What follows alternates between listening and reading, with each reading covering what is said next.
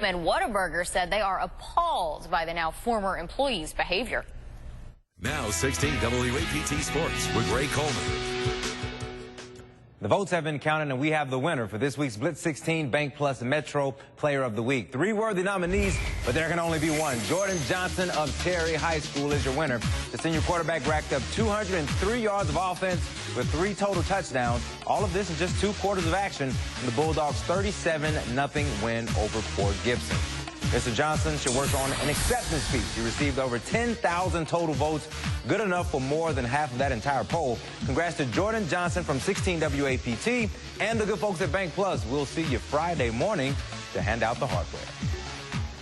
Week 3 of college football is quickly approaching, and Southern Miss is 1-1 on the year. After a stellar performance at home, a 59-6 rout of Austin Peay, the Golden Eagles look to accomplish another feat under third-year head coach Todd Monken. That will be winning back-to-back games for the first time during his tenure with the program. USM will play its first road game of the season versus Texas State on Saturday at 6 p.m.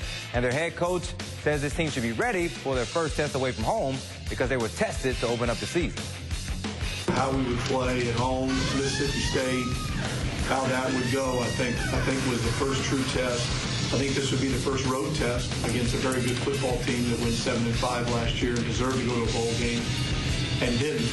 Again, they're going to be excited playing at home. They just had a home game, back-to-back games. We're excited to go on the road and take another step forward to being the team we know we can be.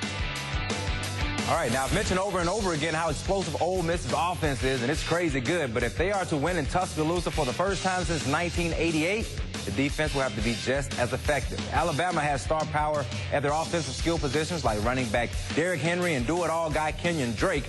Guys that can take it the distance on any play. And even if the Rebels won't say their names, they acknowledge their skills and jersey numbers.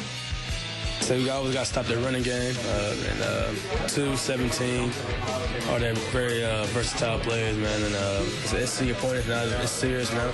So I guess everybody start getting that film room and take it more serious.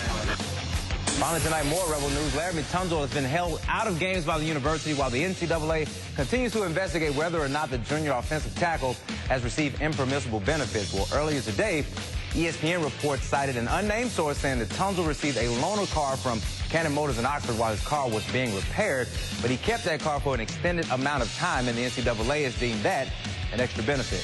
Under NCAA rules, a player is required to miss 30% of his games for accepting impermissible benefits greater than $700. The university has taken the stance that they have taken since the very beginning. They're keeping this young man out of games to make sure that it doesn't hurt the program or him, because he's a heck of a player. He's projected to be a top 10 pick in next year's draft. So, you know, it's a lot of confusion on everybody's end, but they just want to make sure they're doing things the right way up at Ole Miss. Sure. Thanks, Ray. Jimmy Kimmel Live starts at 10:35. Here is a look at what you'll see on his show tonight. Here's a